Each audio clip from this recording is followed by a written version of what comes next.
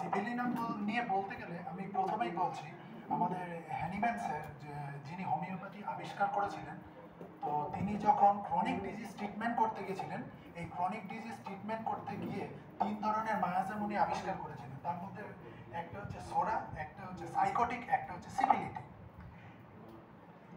এই সিপিলিটিক যে মায়াজম আছে, এই সিপিলিটিক মায়াজমের কে ট্রিটমেন্ট করার জন্য এই সিপিলিনাম মেডিসিনটা আবিষ্কার হয়েছে।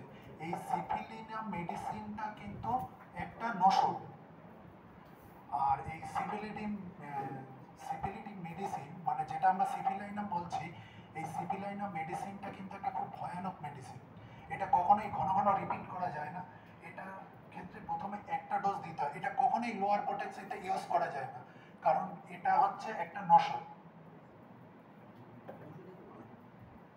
দ্বিতীয় কথা বলতে গেলে এই সিপিলিটিক মেডিসিনটার ক্ষেত্রে এই সিপিলিনাম যে আমরা মেডিসিন আছে, এই সিপিলিনাম মেডিসিনটা ওটস সানরাইজ টু সানসেট, এই সানসেট টু সানরাইজ মানে সূর্য ডোবার পর থেকে শুরু হয়, সূর্য ওঠা পর্যন্ত এর প্রবণতা বৃদ্ধি পায়। তারপরে এই মেডিসিনটা বলতে গেলে এই মেডিসিনটা মোটামুটি সমগ্র অর্গানেই কাজ করে। কিছু ভাইটাল এর লক্ষণ আছে যেগুলো দেখে অল্প সময়ের মধ্যে এই মেডিসিনটা আমরা প্রেসক্রাইব করতে পারি। সেক্ষেত্রে বলতে গেলে একটাই কথা বলতে গেলে, সবচেয়ে প্রথম যে মেডিসিনটা আসে, পেশেন্টটাকে দেখে বোঝা যাবে ডাল ব্রেন। উনি যেমন বলে গেছিলেন যে জায়গার নাম, বুকের নাম এগুলো সে বলতে পারে না, কিন্তু নিউমেরিটিক ক্যালকুলেশন মানে যেটা বলা হচ্ছে অঙ্ক, ম্যাথ তারা একদমই পারে না। তাদেরকে যদি বলা হয় 3-এর সঙ্গে 5 গুণ করলে কত হবে, তা সেটা তারা কখনোই বলতে পারবে না। 1 নম্বর গেল। 2 নম্বর হচ্ছে এই সিপিলাইনাম মেডিসিনের ট্রিটমেন্ট করতে গেলে প্রিভিয়াস হিস্ট্রিতে তাদের বংশগত যদি দেখা যায়, তাহলে দেখবে অ্যালকোহলিজমের একটা প্রবণতা দেখা যাবে এবং নিজেও অ্যালকোহলিক হতে পারে, বংশে কেউ পাগল থাকতে পারে, সুইসাইডাল টেন্ডেন্সি, এই জিনিসগুলো থাকবে। 2 নম্বর হচ্ছে যদি নিওনেটাল বেবিদের ক্ষেত্রে বলা যেতে পারে, নিওনেটাল বেবিদের যদি অপথালমিয়া ডিজিজটা হয়, এই অপথালমিয়ার ক্ষেত্রে কিন্তু সিপিলিনাম একটা খুব ভালো মেডিসিন। অপথালমিয়াটা কেমন হবে না, ডিসচার্জ হবে।